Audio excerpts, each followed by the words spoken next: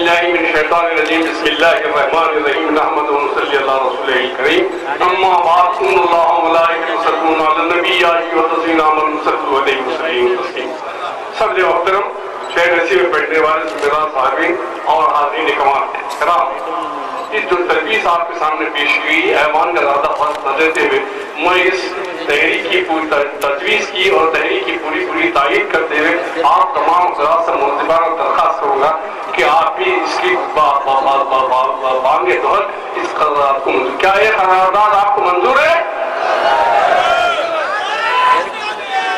اب آئیے اس کے بعد مسلم اکثریتی علاقوں میں خصوصی پیکیج کے سلسلے میں تجویز پیش کرنے کے لیے حضرت مولانا مفتی محمد یونس صاحب قاسمی صدر جمعیت علماء ضلع کریم نگر سے درخواست ہے تشریف لائیں۔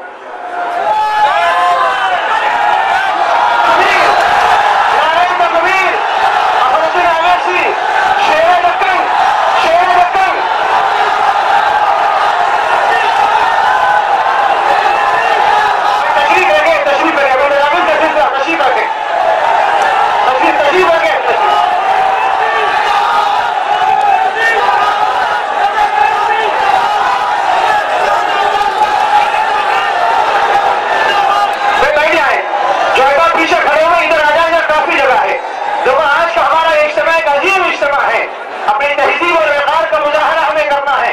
ابھی اور بہت مہمان تشریف لانے والے، تشریف رکھیے، کوئی احترام سے تشریف رکھیے۔ آئیے مفتی یونس صاحب قاسمی کریم نگر تجویز پیش فرمائیں۔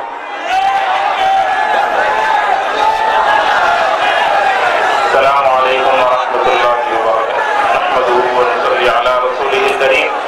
تجویز نمبر 8، مسلم اکثریتی علاقوں میں خصوصی پیکیج۔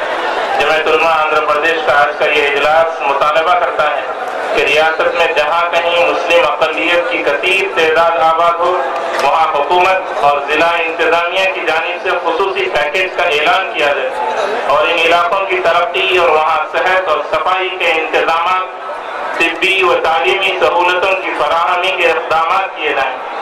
ایسے علاقوں میں سیٹمنٹ جیسی تربیتی ادارے کھولے جائیں اور چلائے جائیں تاکہ مسلم نوجوان زمانے کے تقاضوں کے مطابق فنی تعلیم و ہنر حاصل کرتے ہوئے اپنا روزگار خود حاصل کر سکیں۔ اس کے علاوہ ایسے علاقے کے تعلیم یافتہ و نیم تعلیم یافتہ ہنرمند بے روزگار نوجوانوں کو روزگار کی فراہمی کی اسکیمیں شروع کی جائیں اور اقلیتی مالیاتی کارپوریشن کے فنڈ اور دائرے کار میں توسیع کرتے ہوئے ان نوجوانوں کو راست ترجیحات مہیا کیے جائیں۔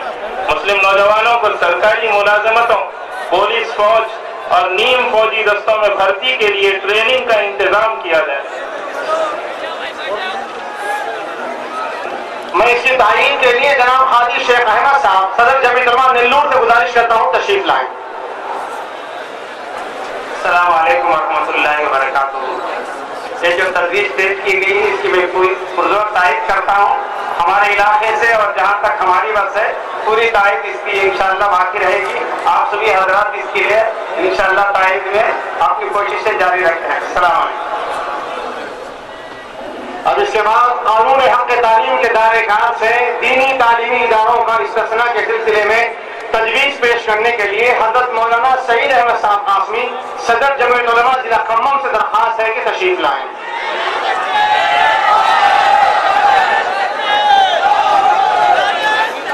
السلام علیکم۔ تجویز نمبر 10، قانون حق تعلیم کے دائرے کار سے دینی تعلیمی اداروں کو استثناء۔ دستور ہند نے ملکی اقلیتوں کو اپنے تعلیمی ادارے قائم کرنے اور چلانے کا اختیار دیا ہے اور اس دستوری تیقن کو بہر صورت پورا کرنے کی ضرورت ہے۔ حال ہی میں پارلیمنٹ نے لازمی تعلیم قانون منظور کیا ہے جس کے تحت 14 سال کی عمر تک کے تمام بچوں کے لیے تعلیم حاصل کرنا لازمی قرار دیا گیا ہے۔ اسلام نے علم حاصل کرنا ہر مسلمان مرد و عورت پر فرض قرار دیا ہے۔ بظاہر تو یہ قانون قابل ستائش ہے اور اس کا تمام گوشوں کی جانب سے خیر مقدم کیا جا رہا ہے، لیکن اس قانون کے تحت تعلیم کی جو تعریف اور وضاحت کی گئی ہے، دینی مدارس میں دی جانے والی تعلیم اس قانون کے دائرے میں نہیں آتی۔ اس لیے جمعیت علماء اس قانون میں ترمیم پر زور دیتے ہوئے इस कानून के दायरे कार से दीनी मदारिस को मुस्तस्ना करार देने का मुतालबा करती है, क्योंकि मौजूदा हालत में इस कानून की अमल आवरी से दीनी तालीमी इदारों के वजूद को खतरा लायक है। अगर इस बिल को दूं का दूं हालत में रूबा अमल लाया जाता है तो दीनी तालीमी इदारों के क़याम और उनके बका के ताल्लुक से कई अंदेशे पैदा हो जाते हैं। अगरचे इस ताल्लुक से मरकजी वज़रा ने वक्तन फ़ौक्तन बयानात दिए हैं, लेकिन कोई कानूनी तमानियत नहीं दी है, जिसकी वजह से दीनी तालीमी इदारों में एक किस्म की बेचैनी और बेइत्मीनानी फैली हुई है। इसलिए जमीयत उलमा आंध्र प्रदेश मरकजी हुकूमत से मुतालबा करती है कि इस कानून में मुनासिब तरमीम करते हुए दीनी मदारिस को इस कानून से कतई तौर पर मुस्तस्ना करार दिया जाए। इस तजवीज़ की तारीफ के लिए मैं जनाब हाफिज मोहम्मद उस्मान साहब सदर जमीयत उलमा जिला आनंदपुर से दरखास्त करता हूँ तशरीफ लाएं, इसकी तारीफ फरमाएं।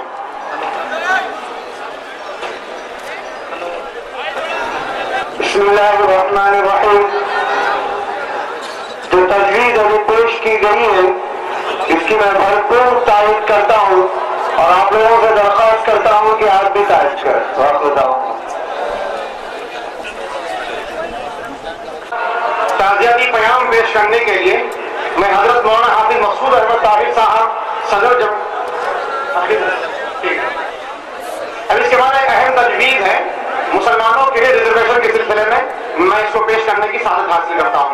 जमीयत उलमा हिंद का ये इजलास आम मुसलमानों के साथ तालीमी इदारों, मुलाजिमत के मौके, पार्लियामेंट, असम्बलियों और बल्दियाती नशिस्तों में मुसलसल इम्तियाजी बर्ताव की वजह से न होने के बराबर कलील नुमाइंदगी पर गहरी फिक्रमंदी और तशवीश का इजहार करता है।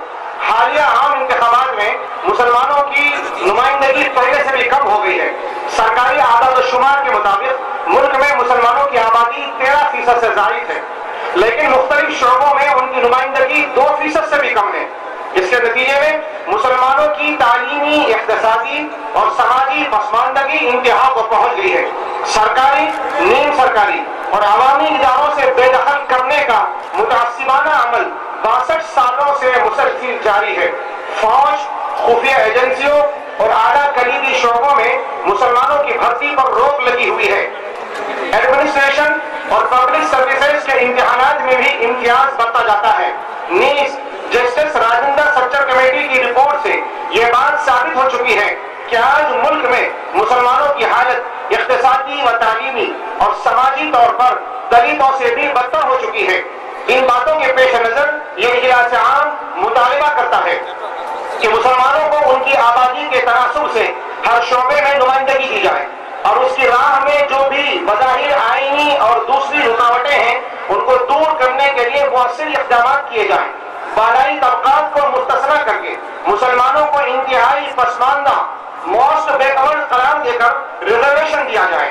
मंडल कमीशन के तहत पसमानदा तबक़ात में जो रिजर्वेशन मुस्लिम, ओबीसी बिरादरियों को हासिल है उसके निफाज में इम्तियाजी बर्ताव को खत्म करके उनका अलग कोटा मुतय्यन किया जाए।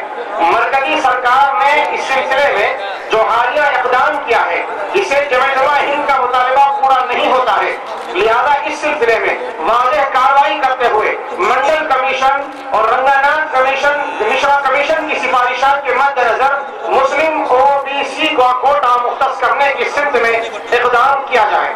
नंबर 3, आइन की दफा 341 में तरमीम करके मजहबी कैद खत्म की जाए और इसमें मुस्लिम मेहनत कशों, बिरादरियों और पसमानदा तबक़ात को भी शामिल किया जाए। नंबर 4, हुकूमत ने गैर मुस्लिम बनकरों और जिन पेशावर बिरादरियों को शेड्यूल कास्ट में शामिल किया है, लिहाजा उन इंसाफ का तकाज़ा यह है कि ये इम्तियाज खत्म करके मुस्लिम व दीगर पेशावर बिरादरियों को भी इस जुमरे में शामिल किया जाए। क्या आप सब इसकी तारीफ करते हैं?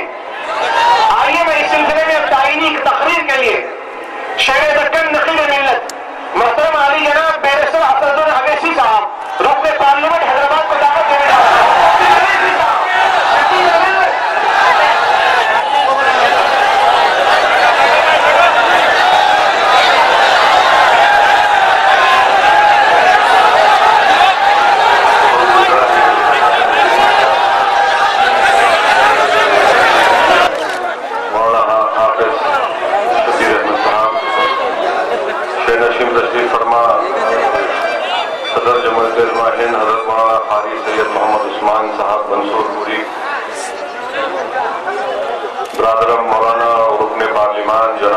محمد مدنی صاحب،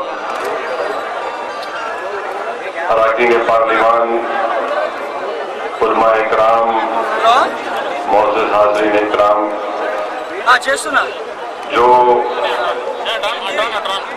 قرارداد یہاں پر پیش کی گئی ہے کہ مسلمانوں کو ہندوستان میں ریزرویشن ملنا چاہیے، میں اس کی پوری تائید کرتا ہوں، اور حکومت ہند سے ہم یہ مطالبہ کرتے ہیں کہ خاص طور سے جو 1950 کا پریزیڈنشل آرڈر ہے آرٹیکل 341 اس میں ترمیم لائے، اس لیے کہ یہ ہندوستان کی آرٹیکل، یہ دفعہ آرٹیکل 14 اور آرٹیکل 15 کے خلاف جاتی ہے، اور ہمارا دستور، ہمارا آئین ایکوالٹی کے اوپر بنا ہوا ہے، جو یہ کہتا ہے کہ تمام مذاہب کو ایک ہی نگاہ سے برابر ان کو دیکھا جائے گا، مگر یہ سراسر ناانصافی ہے مسلمانوں سے جب آئین کی دستور کی دفعہ یہ کہتی ہے کہ ہندوستان میں صرف وہی دلت کہلائے گا جو ہندو ہو یا سکھ ہو یا پھر اس کا تعلق بودھ مذہب سے ہو۔ حکومت ہند کو چاہیے کہ اس ناانصافی کا خاتمہ کرے اور مسلمانوں کو دلت کا موقف دیا جائے۔ یہ اس لیے ضروری ہے کہ سچر کمیٹی نے، رنگناتھ مشرا کمیشن نے صاف اور واضح طور پر اپنے فائنڈنگز میں اور اپنی سفارشات میں اس بات کو کہا ہے کہ مسلمان دلتوں سے زیادہ پسماندہ ہو چکے ہیں۔ رنگناتھ مشرا کمیشن نے اس بات کو دہرایا کہ مسلمانوں کو تحفظات ملنے چاہیے۔ حکومت ہند نے جو 4.5% OBC کے کوٹے میں سے اقلیتوں کو جو ریزرویشن کی سہولت فراہم کی ہے، یہ سراسر ناکافی ہے، اور حکومت کو چاہیے یہ تھا کہ وہ رنگناتھ مشرا کمیشن کی سفارشات کو سامنے رکھ کر فیصلہ کرتی۔ پارلیمنٹ میں جو بیان دیا گیا وزیر اقلیتی بہبود کا، وہ سراسر غلط بیان ہے، جس میں انہوں نے یہ کہا کہ سچر کمیٹی نے تحفظات کی بات کی۔ سچر کمیٹی نے تحفظات کی بات ہرگز نہیں کی۔ رنگناتھ مشرا کمیشن کی جو سفارشات کا ذکر مرکزی وزیر اپنی بیان میں جو پارلیمنٹ میں دیا لوک سبھا میں، اس میں وہ یہ جانتے ہوئے بھی کہ رنگناتھ مشرا نے کہا کہ مسلمانوں کو 10% تحفظات دیے جائیں، اگر 10% نہیں دیے جا سکتے تو پھر 6% تحفظات مسلمانوں کو ملنے چاہیے۔ ساتھ ہی ساتھ یہ کہا کہ 1950 کا پریزیڈنشل آرڈر میں ترمیم لائی جائے۔ مرکزی حکومت ان تینوں چیزوں کو بھول کر، نہیں معلوم یہ کہاں سے یہ کیلکولیشن آیا کہ مسلمانوں کو 4.5% ریزرویشن ملے۔ اس سے کس کو فائدہ پہنچے گا؟ جب خود سچر کمیٹی یہ کہتی ہے کہ 100 بچے اگر ہندوستان میں گریجویٹ بنتے ہیں تو اس میں سے صرف مسلمان کا تناسب 3 ہے۔ اگر خود سچر کمیٹی رنگناتھ مشرا یہ کہتا ہے کہ اس ملک میں سب سے زیادہ کرائے کے گھر میں رہنے والے مسلمان، جب خود رنگناتھ مشرا کمیشن یہ کہتا ہے کہ سب سے زیادہ وہ لوگ جو برقی کو استعمال کرتے اپنے گھر میں روشنی کے لیے، بلکہ گیس کا تیل استعمال کرتے ہیں، کیروسین استعمال کرتے ہیں، تو مسلمان۔ سچر کمیٹی رنگناتھ مشرا کمیشن نے اپنی رپورٹ میں کہا کہ ہندوستان میں سب سے زیادہ ٹرائبل لوگوں کے بعد اگر کوئی جھوپڑیوں میں رہتے ہیں تو مسلمان۔ رنگناتھ مشرا کمیشن نے کہا کہ سب سے زیادہ اگر کسی قوم کے مذہبی اعتبار سے کسی کے بچے اگر اسکول سے باہر ہیں، ڈراپ آؤٹ ریٹ اگر سب سے زیادہ کسی کا ہے تو مسلمان۔ تو یہ کہاں سے مسلمانوں کو فائدہ پہنچے گا؟ اور جس بات کا، جس خدشے کا ہم اظہار کر رہے تھے کہ جلد بازی میں فیصلہ کیا گیا ہے، اتر پردیش کے الیکشن کو سامنے رکھ کر فیصلہ لیا گیا ہے، اس پر جو کام کرنا چاہیے تھا وہ کام نہیں ہوا، ہڑا ہڑی میں کام ہوا، اور آج ہم نے دیکھ لیا کہ حکومت قانونی طور پر بھی اپنے ہی فیصلے کا دفاع کرنے کے لیے تیار نہیں تھی، اور آج آندھرا پردیش ہائی کورٹ نے 4.5% ریزرویشن پر سٹے لگا دی۔ حکومت یہ کہہ کر نہیں بھاگ سکتی ڈاکٹر منموہن سنگھ کی حکومت یہ کہہ کر نہیں بھاگ سکتی کہ ہم تو آپ کو دیے تھے، ہائی کورٹ نے اس کو اسٹے دے دیا۔ ہم جانتے ہیں کہ قانون اور حکومت کیسے اپنے اقتدار کو، اپنے طاقت کو اور اپنے اثر و رسوخ کو استعمال کر سکتی ہے۔ حکومت کو تو یہ چاہیے تھا کہ فیصلہ لینے کے بعد تمام عدالت کو اپنے وکلاؤں کو بولتے کہ وہاں پر گیریٹ ڈال کے رکھو۔ اب ہم اس کا بھی فائدہ نہیں اٹھا سکتے۔ او بی سی کا جو کوٹا ہے اس کو بڑھانا چاہیے، 50% کی جو لمٹ ہے اس کو بڑھانا چاہیے، 1950 کا جو پریزیڈنشل آرڈر ہے اس کو ختم کرنا چاہیے اور مسلمانوں کو اور عیسائیوں کو اس میں شامل کرنا چاہیے۔ دوسری اہم بات عزیزان ملت کہ فرقہ وارانہ فساد کی روک تھام کا جو بل ہے جو اب تک یہاں پر پارلیمنٹ میں پیش نہیں ہوتا، محترمہ سونیا گاندھی جو نیشنل ایڈوائزری کونسل کی چیئرمین ہے، ان کی کونسل نے جو بل تیار کیا اس کو پارلیمنٹ میں پیش نہیں کرتے اور کرپشن کی بات کرتے ہیں۔ یقیناً کرپشن ہندوستان کے لیے ایک بہت بڑا چیلنج ہے، مگر ہندوستان کو اگر کسی چیز سے خطرہ ہے تو فرقہ پرستی سے ہے، کمیونزم سے ہے، فسادات سے ہے۔ کرپشن سے خطرہ ہوگا مگر جہاں پر مسلمانوں کی جائیداد کا، جان کا، مساجد کا، مدرسوں کو خطرہ ہے ان کے تحفظ کے لیے قانون نہیں بناتے۔ آج میں ذمہ داران جمعیت علماء سے ادباً گزارش کروں گا کہ ہم مسلمان اگر یہ فیصلہ کر لیں، میں تو برادر محمود مدنی صاحب سے عرض کروں گا کہ آپ ایک فیصلہ لیجئے، آپ دلی میں اعلان کر دیجئے کہ ہندوستان کے غیور مسلمان دلی کے جنتر منتر پر جمع ہو جائے، وہ خود اپنا انتظام کر وہاں پر آ جائیں۔ اگر یہ حکومت 10,000 لوگوں کو دیکھ کر کرپشن کا قانون بنا سکتی ہے تو اگر 2 لاکھ مسلمان دہلی کے جنتر منتر پر 7 دن بیٹھیں گے تو یقیناً حکومت کو مجبور ہم کر دیں گے۔ یہ ہمارا جائز مطالبہ ہے کہ حکومت ہمارے جان اور مال کی حفاظت کے لیے فرقہ وارانہ فسادات کی روک تھام کے لیے قانون کو لائے۔ ارے کرپشن کی بات کرتے، ایک وہاں کہیں سے آ گیا RSS کی چڈی پہن کر 4 دن بھوک ہڑتال بیٹھا، پھر اس کے بعد پھر 4 دن بھوک ہڑتال بیٹھا، ڈاکٹر منموہن سنگھ کی حکومت پریشان ہو گئی۔ ارے آج ملک کو آزاد ہو کر 60 سال کا عرصہ گزر چکا، 40,000 سے زائد لوگوں کا قتل ہوا جس میں ہر مذہب کے لوگ تھے۔ اتنے لوگ جب مارے گئے ان کی روک تھام کے لیے قانون نہیں بناتے۔ ایک آدمی آ کر RSS کا ایجنٹ بن کر ڈراتا ہے اور حکومت ڈر جاتی ہے۔ اچھا ہوا کہ ہم جان چکے یہ عوام کو دیکھ کر ڈرتے ہیں، تو میں تو سمجھتا ہوں کہ ہندوستان میں آج بھی غیور مسلمانوں کی، غیور تنظیموں کی کمی نہیں ہے جو یقیناً دلی کی دارالحکومت کو تمام چکا جام کر سکتے ہیں۔ حکومت ہم کو پیغام دے رہی ہے کہ تم اپنی طاقت کے مظاہرے کرو، ہم تمہاری طاقت کے مظاہروں کے سامنے کمزور پڑ جاتے ہیں۔ عزیزان ملت، تیسری اور آخری بات یہ ہے کہ مرکزی حکومت کو چاہیے کہ اسرائیل کے ساتھ اپنے تعلقات کو ختم کریں۔ اسرائیل سے آخر کب تک کتنے ہتھیار خریدیں گے؟ سب سے زیادہ اگر ہم ہتھیار خرید رہے ہیں تو اسرائیل سے خرید رہے ہیں۔ میں ڈاکٹر منموہن سنگھ سے مطالبہ کرتا ہوں کہ اگر ترکی کی پارلیمنٹ میں طیب اردگان حماس کے قائد اسماعیل ہنیہ کو بلا کر خیر مقدم کر سکتا ہے تو ہندوستان کی جمہوریت کو بھی اعزاز ملنا چاہیے کہ وہ حماس کے فلسطینی عوام کے منتخب شدہ صدر جمہوریہ اسماعیل ہنیہ کو لوک سبھا میں بلائے اور ہندوستان کی پارلیمنٹ فلسطینی عوام سے جو ہمیشہ ہم نے ان کا ساتھ دیا، اسرائیلی ان ظلم کے خلاف ہم کو ایک پیغام دینا ہے کہ مرکزی حکومت فلسطینیوں کا ساتھ دے۔ صرف ایک دینے سے کام نہیں چلے گا بلکہ ہتھیار کی جو خرید و فروخت ہے اس کو بند کیا جائے۔ دیگر تمام جو تجاویز یہاں پر آپ کے سامنے رکھی گئی ہے میں اس کی بھرپور تائید کرتا ہوں۔ وآخر الدعوانا الحمدللہ رب العالمین۔ محترم جناب عزیز پاشا صاحب، راجیہ سبھا ممبر سے درخواست کرتا ہوں تشریف لائیں اور اپنے قیمتی کلمات سے ہم سب کو محظوظ کریں۔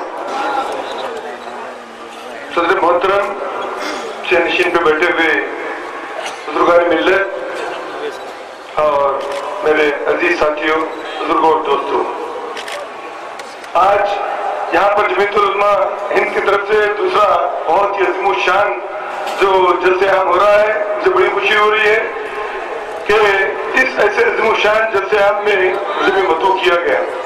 اس سے پہلے کبھی جو جلسہ عام تھا میں اس میں موجود تھا۔ آج ہمارے سامنے جو مسائل ہیں हमेशा जमीयत उलमा हमेशा आगे आगे रही है। जमीयत उलमा हिंद आजादी की तहरीक में भी आगे रही। आजादी के बाद सेकुलरिज्म को लेकर वो तमाम लोगों को एक ही जुट जमा करने की कोशिश की। मैं मुबारकबाद दूंगा कि उनकी तहरीक और भी आगे बढ़ रही है। अभी अभी मेरे साथी लोकसभा मेंबर असदुद्दीन अवीद साहब ने जो कहा, जो हमारे जो मसाइल हैं, जो तहरीक जो अभी जो हमारे सामने एक तजवीज पेश हुई थी ये रिजर्वेशन के बारे में और दूसरे तजवीजों के बारे में कि आज 15% जो आबादी है उसको हमारे प्लान में इससे पहले के जो लोन थ्योरी प्लान था उसमें 0.6 मिला, यानी 1% भी प्लानिंग कमीशन की तरफ से नहीं मिला। चंद दिन पहले हम तमाम पार्लियामेंट मेंबर मिलकर वजीर आजम से मिले। हमने उनसे मुतालबा किया कि मुसलमानों की जो आबादी है उसके तनासुब से थोड़ा बहुत आप कम से कम जो है ना खर्च करने की कोशिश करें, तभी तो है ये इस विषय में तबके को आगे ला सकते हैं।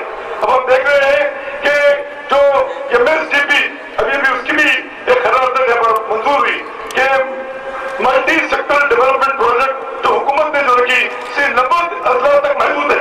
आंध्र प्रदेश में कोई उसमें जिला नहीं है। कहते हैं कि वो पैरामीटर्स में आंध्र प्रदेश में कोई जिला नहीं आता। तो हमने ये तजवीज रखी कि 25% का जो लुज़ुम है उसको 15% की जाए और डिस्ट्रिक्ट के बजाय ब्लॉक लेवल पे अगर लाया जाए तो नौकरशाही का जो तमाशा है, इसलिए कि जहाँ पर मुसलमान रहते हैं उनका क्लस्टर है उसको छोड़ के दूसरी तरफ खर्च करके लोगों के सामने रख देना। हमने ये पैसा खर्च कर दिया। पहले तो पैसा खर्च नहीं हो रहा, जितना भी पैसा हुकूमत दे रही है वो पैसा खर्च नहीं हो रहा है। सबसे बड़ी हमारी कमजोरी है कि हमको यह पता नहीं है कि हमारी फलाही स्कीम कौन से हैं। इस फलाही स्कीम को अमलावरी के लिए हमको क्या जद्दोजहद करना चाहिए और दूसरे जो फलाही स्कीमें नहीं है उसके लिए हुकूमत के ऊपर हम कैसे दबाव डालना चाहिए। ये दो चीजें हम अपने सामने मौजूद रखें और आने वाले दिनों में मैं समझता हूँ कि जमीयत उलमा हिंद भी इसमें पेश रहेगी कि मुसलमानों की आबादी की तरफ से तमाम जो रोजगार से लेके एजुकेशन से लेके और जो हुनर और बैंक में खर्चात जो है हर चीज में उस तरह से हमको ना फायदा मिलना चाहिए। उसके लिए जद्दोजहद जब तक हम नहीं करेंगे, तहरीक नहीं चलाएंगे, जब तक हुकूमत पर दबाव नहीं डालेंगे, मैं नहीं समझता कि ये तहरीक आगे बढ़ सकती है। यही कहते हुए मैं अपनी बात खत्म करता हूँ। शुक्रिया। अब आइए मैं इसके बाद हिंदुस्तान के बुजुर्ग और शायर जिनको शायर इस्लाम कहा जाता है हजरत मौलाना एहसान मोहसिन कासमी साहब जो रियासती जमीयत उलमा की दावत पर मुजफ्फरनगर जिला उत्तर प्रदेश से तशरीफ लाए हुए हैं। मैं दावत देने जा रहा हूँ नज़म पेश करने के लिए। आप हजरात से दरख्वास्त है कि जो खड़े हुए हैं बैठ जाएं और पूरे इत्मीनान के साथ में इनकलाबी नज़्म को समाअत फरमाएं जिसमें मुसलमानों ने इस मुल्क की आजादी के लिए जो कुछ कुर्बानियां दी और दे रहे हैं और इस मुल्क के सच्चे जो वफादार मुसलमान हैं वो उस सिलसिले में बहुत अच्छी नज़्म पढ़ते हैं। आप हजरात पूरे जो है दिलचस्पी दिलजमी के साथ समाअत फरमाएं।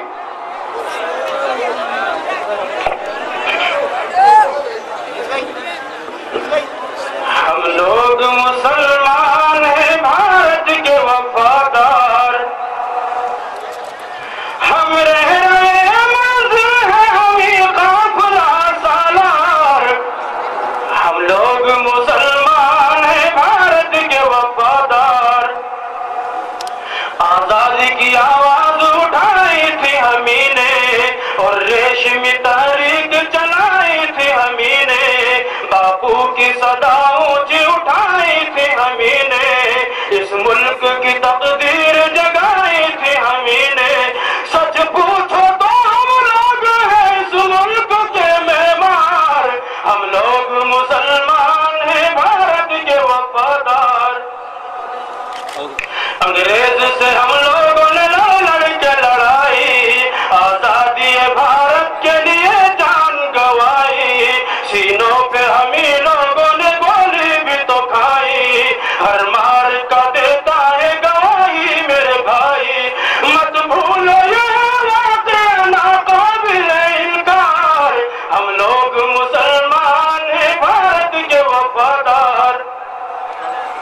मन मुलाजा कीजिए कि सच सद पारा दामान वतन किसने सिया है,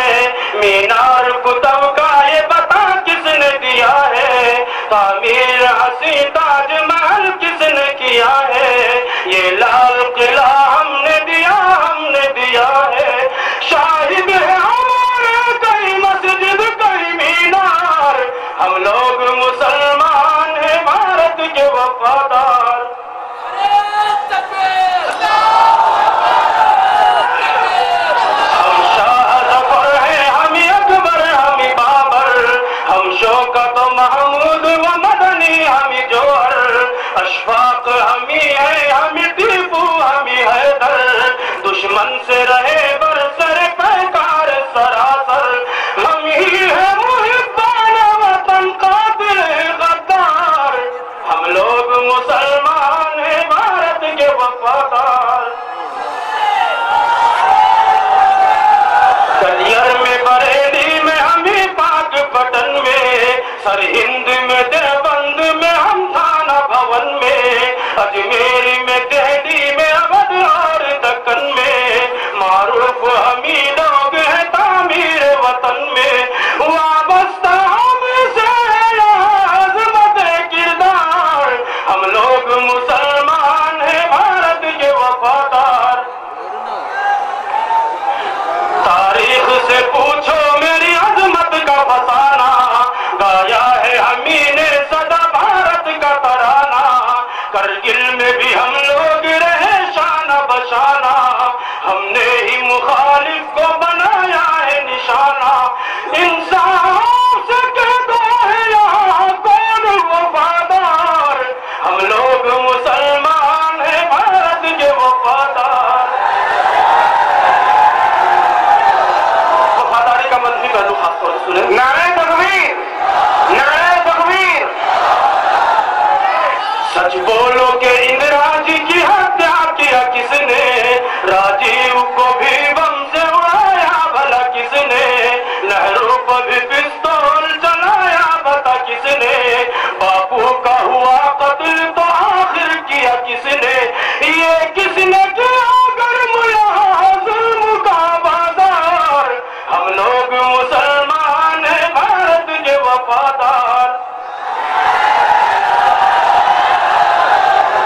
हम लोग मुसलमान हैं पाबंद शरीयत, अल्लाह ने बख्शी है हमें हुस्न बसीरत, इस्लाम का पैगाम है पैगाम अखुवत, हम अहले वतन से नहीं रखते हैं कदूरत, मोहसिन है हम मुल्क की तारीख के शाहकार, हम लोग मुसलमान हैं भारत के वफादार। एक बंद और खासतौर से सुन जाओ कि उठो जरा सोई हुई मिल्लत को जगा दो, इस मिल्लत पैदा का हर एक दर्द मिटा दो, महमूद की आवाज में आवाज मिला दो, उठो जरा सोई हुई मिल्लत को जगा दो, इस मिल्लत पैदा का हर एक दर्द मिटा दो, बातिल की हर एक आन दीवार गिरा दो, महमूद की आवाज में आवाज मिला दो, आवाज महमूद की ललकार, हम लोग मुसलमान हैं भारत के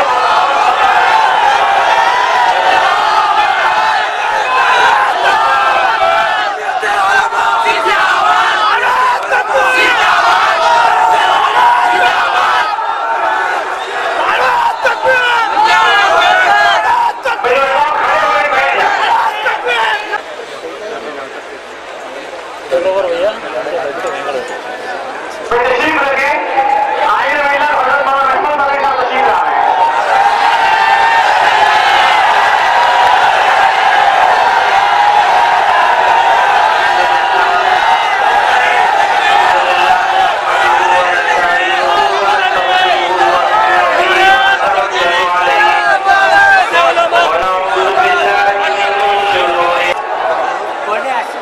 ونشهد أن لا إله إلا الله وحده لا شريك له ونشهد أن سيدنا ومولانا محمدا عبده ورسوله صلى الله تعالى عليه وعلى آله وصحبه وبارك وسلم. امیر الہند صدر جمعیت علماء ہند حضرت مولانا قاری سید محمد عثمان صاحب دامت برکاتہم، اس اجلاس کے صدر محترم جمعیت علماء آندھرا پردیش کے صدر اور روح رواں جناب حافظ پیر شبیر صاحب، ہندوستانی پارلیمنٹ میں حیدرآباد کی نمائندگی کرنے والے بن کے بڑی چھوٹی بات ہوگی انہیں صرف حیدرآباد کا نمائندہ کہنا. میں اپنے دوستوں سے یہ بات کہتا ہوں، مسلمانوں کے مسائل پر، اقلیتوں کے مسائل پر اور ملک کے سلگتے ہوئے مسائل پر سنجیدگی کے ساتھ ریسرچ کر کے اور صحیح طرح سے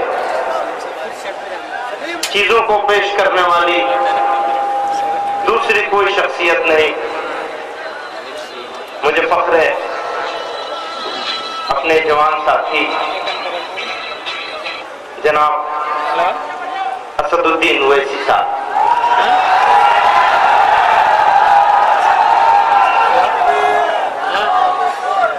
میرے بھائیوں بزرگوں، اس اسٹیج پر سی پی آئی کے ممبر جناب عزیز پاشا صاحب بھی موجود ہیں.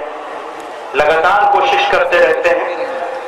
پچھلے دنوں انہی کی کوشش سے مسلم ممبران پارلیمنٹ کا ایک وقت وزیر اعظم سے ملا اور بڑے دوٹوک لہجے میں ان سے بات کی گئی. اویسی صاحب بھی اس وقت میں موجود تھے، ہم سب لوگ تھے، وہ بھی موجود ہیں. جمعیت علماء کے معزز کارکنان اور ملت اسلامیہ کے نونہالوں نوجوان ساتھی. مفتی سلمان صاحب ابھی تقریر کر رہے تھے، اصلاح معاشرہ کا موضوع تھا. ہم لوگ جب جمع ہوتے ہیں تو ہمارے پاس مطالبے ہوتے ہیں، ڈیمانڈز ہوتی ہیں. کبھی ہم ریزرویشن کی ڈیمانڈ کر رہے ہوتے ہیں، کبھی کمیونل وائلنس کے لیے قانون بنانے کی بات کر رہے ہوتے ہیں. فلسطین کے ساتھ جو ہماری پرانی وابستگی ہے ملکی لحاظ سے، پنڈت نہرو نے اس ملک کو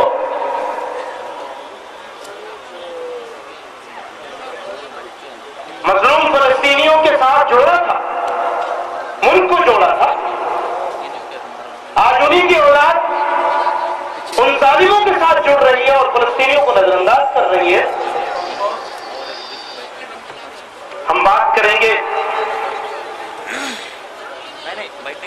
تعلیم میں حصہ داری کی، ہم بات کریں گے مختلف موضوع پر حصہ داری کی. لیکن مسلمانوں، جس چیز کی طرف مفتی سلمان صاحب اصلاح معاشرہ کی تجویز کی طرف توجہ دلا رہے تھے، وہ بڑی دین تھی، بلکہ سب سے قیمتی بات کہ جو چیز ہمیں دوسروں سے لینی ہے اس کے لیے مطالبہ کرنا، لڑائی لڑنا، جدوجہد کرنا، کوشش کرنا، دھرنے دینا، بھوکردان کرنا، جو چاہے کرنا. لیکن جو کام ہمارا ہم سے مطالبہ ہمارے خدا کا اور ہمارے رسول صلی اللہ علیہ وسلم کا ہے اس کو نظر انداز کر دینا.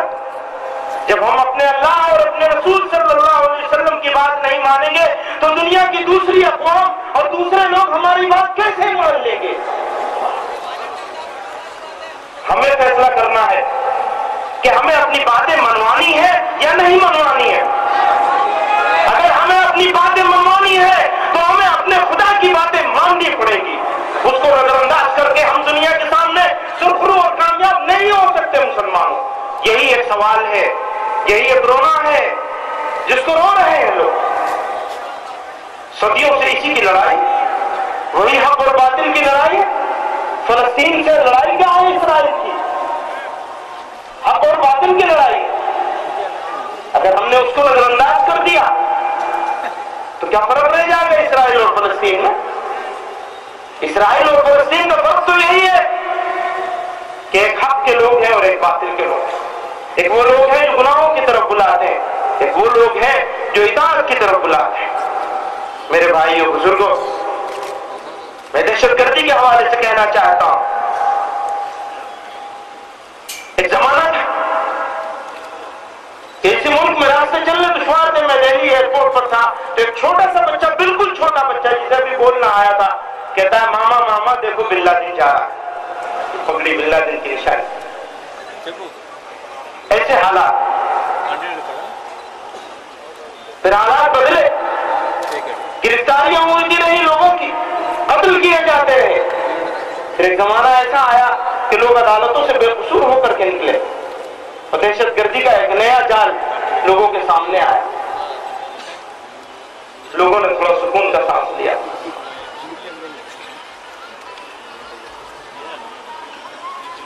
لیکن کچھ ہی دنوں کے بعد ابھی دوبارہ پھر وہ سلسلہ شروع ہو گیا،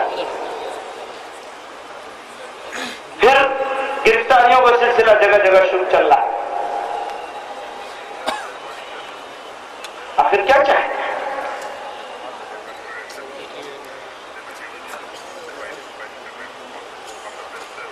اگر اس سیکنڈ لارجسٹ میجورٹی کو، اس دوسری بڑی اکثریت کو اس طرح سے ہرس کر کے رکھا جائے گا، ایک سائیکولوجیکل پریشر میں رکھا جائے گا، نفسیاتی دباؤ میں رکھا جائے گا، تو یہ قوم اپنا ملک کی ترقی میں اپنا مثبت کردار ادا نہیں کر سکے گی۔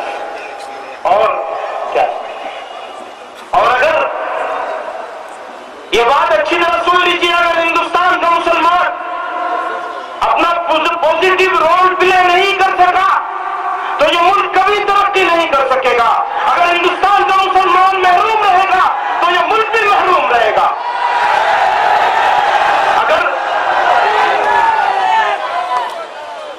اگر ہم مسلمانوں کو ریزرویشن کی بات کرتے ہیں تو اس لیے نہیں، آج اگر مسلمانوں کی ریزرویشن کی بات ہو تو کہا جاتا ہے جی آپ لوگ تو بس مسلمان کی بات کرتے ہیں، ملک کی بات ہی نہیں کرتے۔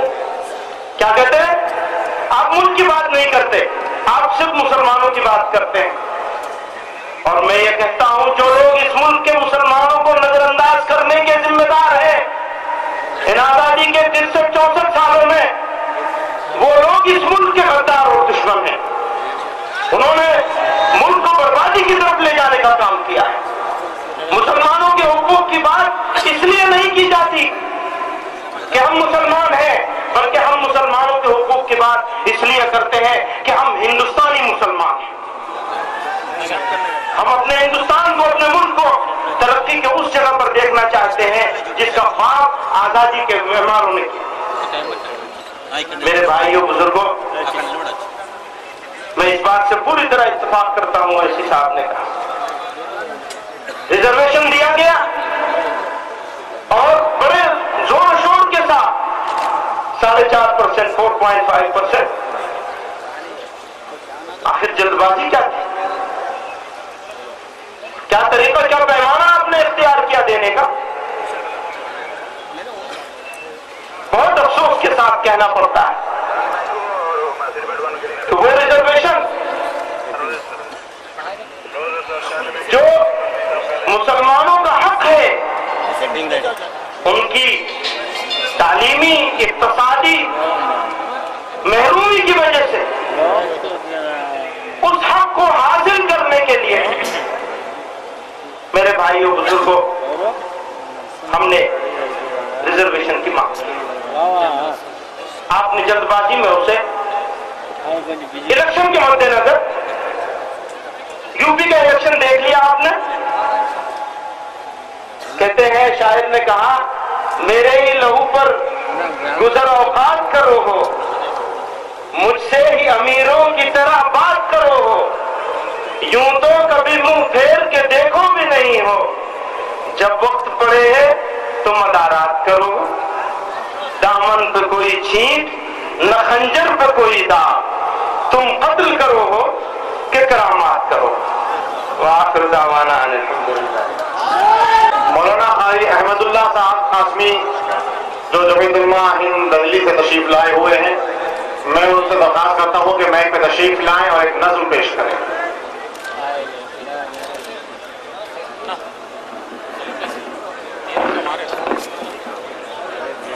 بسم اللہ الرحمن الرحیم۔ اے خدا ہے تو صدقہ مصطفیٰ اہل حق کی جماعت سلامت رہے، نور قرآن و سنت چمکتا رہے، شمع بز میں ہدایت سلامت رہے، شمع بز میں ہدایت سلامت رہے۔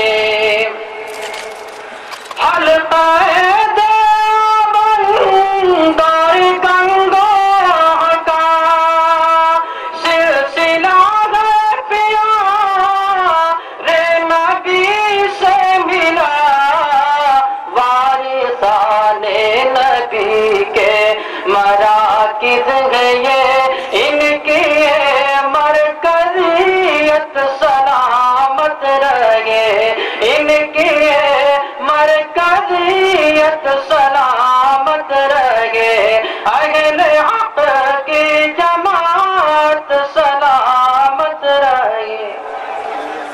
ہم غلام غلامان سرکار ہے، غاصبان نبوت سے بیزار ہے، ہم غلام غلامان سرکار ہے، غاصبان نبوت سے بیزار ہے، دین نبوی پہ قربان ہو جائیں گے، دین نبوی پہ قربان ہو جائیں گے، نسبت قاسمیت سلامت رہے، اہل حق کی جماعت سلامت رہے۔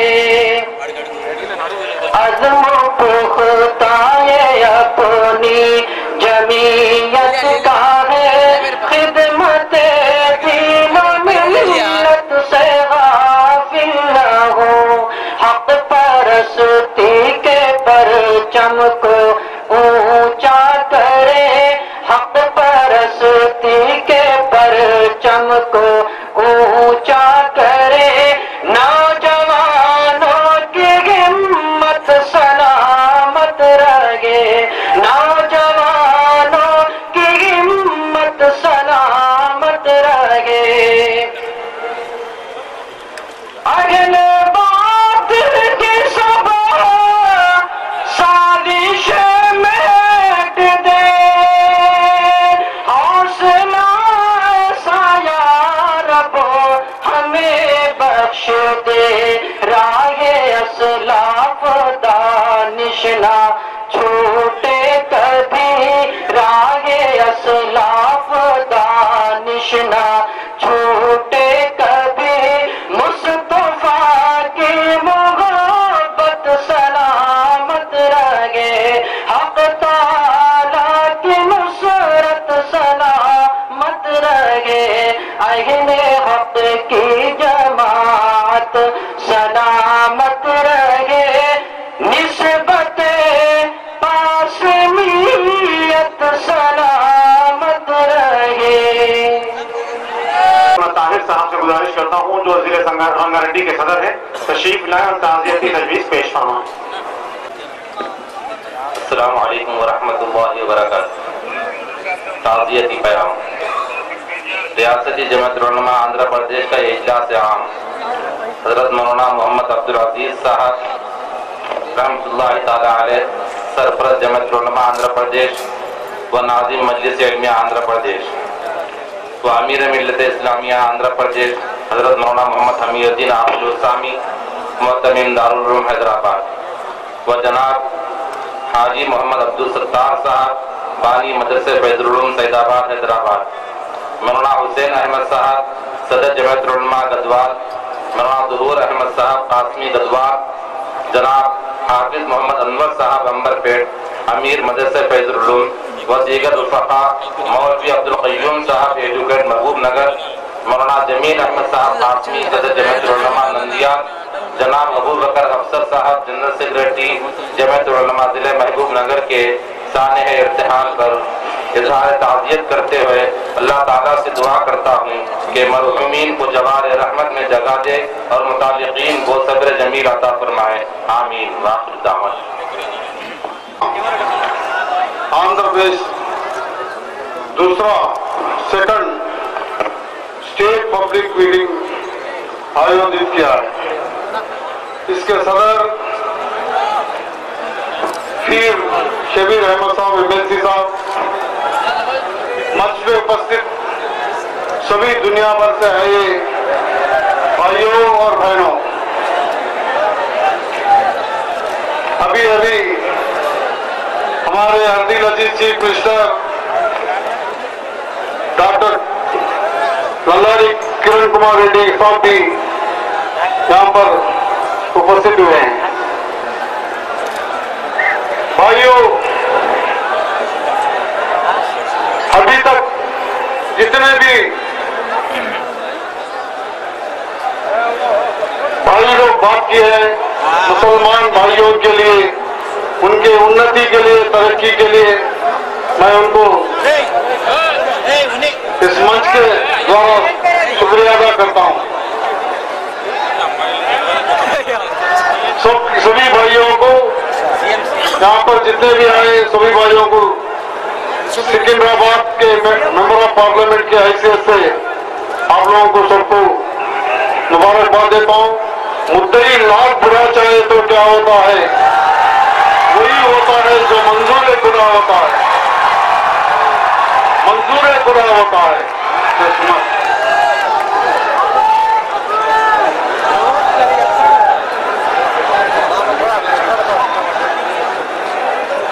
تشریف رکھیے آپ حضرات۔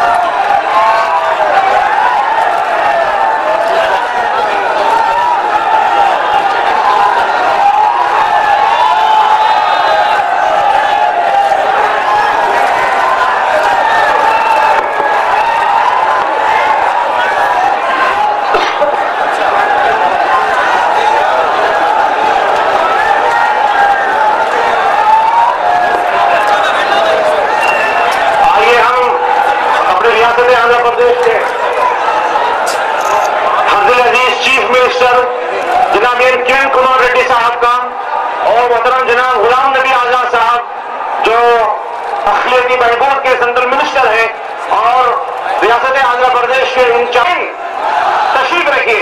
اب اس کے بعد میں ہماری ریاست آندھرا پردیش کے جمعیت علماء کے صدر محترم پاسبان ملت محترم جناب الحاج حافظ پیر شبیر احمد صاحب مدعو علی صدر اجلاس اور رکن قانون ساز کونسل سے درخواست کرتا ہوں خطبہ صدارت پیش فرمائیں۔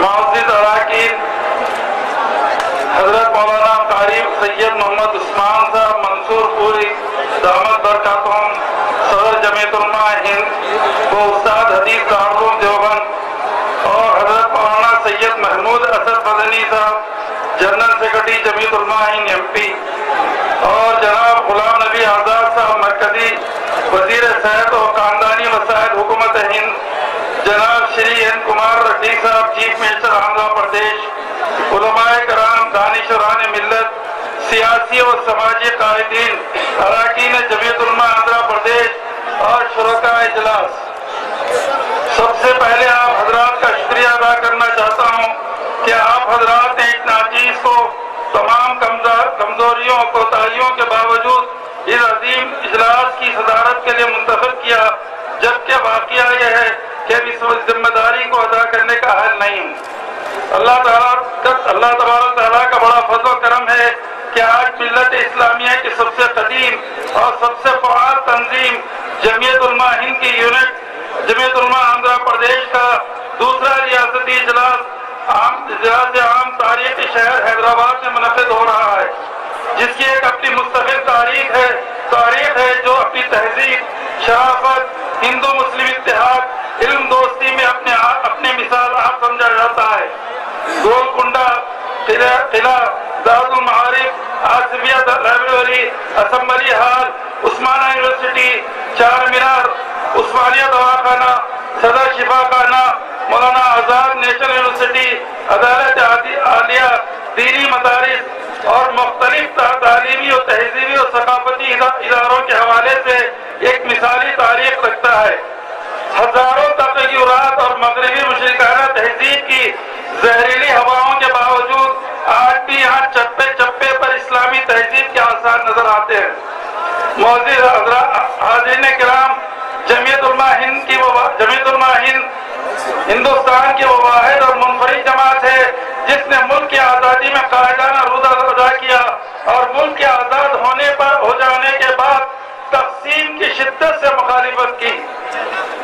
तक़सीम के बाद हिंदुस्तानी मुसलमानों के लिए जो मसाइल पैदा हुए थे, हर महाल से इसका डटकर मुकाबला किया, मुसलमानों की ढारस बांधी और उन्हीं बाइज़्ज़त शहरी की तरह जिंदगी गुजारने का हक दिलाया और उन्हें हौसला हिम्मत दिलाया कि ये मुल्क तुम्हारा है और तुम इसमें बराबर के हिस्सेदार हैं। और काबी इजाजतों के मुताल्लिक़ पार्लियामेंट ने एक मंजूर करवाया। मुसलमानों के फलाह व बहबूद के लिए रिजर्वेशन की सबसे पहली आवाज जमीयत उलमा ने उठाई। खुलासा कलाम यह है कि हर नाजुक मौके पर मुसलमानों की सही रहबरी और रहनुमाई का फरीज़ा अंजाम दिया। उनके अकाबिरीन में असीर मालटा शेखुल हिंद मौलाना महमूद हसन साहब, मौलाना मुफ्ती किफायतुल्लाह अलैहि रहमा, मुफ्ती आजम शेखुल इस्लाम मौलाना सैयद हुसैन अहमद मदनी अलैहि रहमा, इमामुल हिंद मौलाना अबुल कलाम आजाद, मुजाहिद मिल्लत मौलाना हिफ्जुर रहमान, मौलाना फखरुद्दीन अलैहि रहमा, मौलाना अहमद सईद दहलवी रहमा और दीगर अरकान शामिल हैं। ये ऐसी शख्सियात हैं जिनके इखलास और लिल्लाहियत, तक़वा और तहारत और नेक नियति पर कोई नुमाई नहीं कर सकता। इन मुक़द्दस हस्तियों के नक्शे कदम पर चलते हुए फिदाए मिल्लत हजरत मौलाना सैयद असद मदनी नव्वरल्लाहु मक़दूह ने अपनी अंतर कोशिशों, कुर्बानियों और जद्दोजहद के जरिए जमीयत उलमा को पूरे मुल्क में फ़आल मुतहर्रिक किया। मैं यहाँ एक बात अर्ज करना चाहता हूँ, क्योंकि मैं जानता हूँ साउथ के अंदर हजरत फिदाए मिल्लत में काम नहीं करता। आज न आंध्र प्रदेश में जमीयत जिंदा होती, न कर्नाटक में होती, न तमिलनाडु में होती, न मराठवाड़े में होती।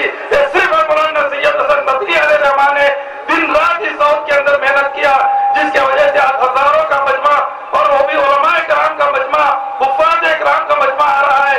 ये सिर्फ हजरत मौलाना असद मदनी अलैहि रहमान की कोशिश है और किसी की कोशिश नहीं है।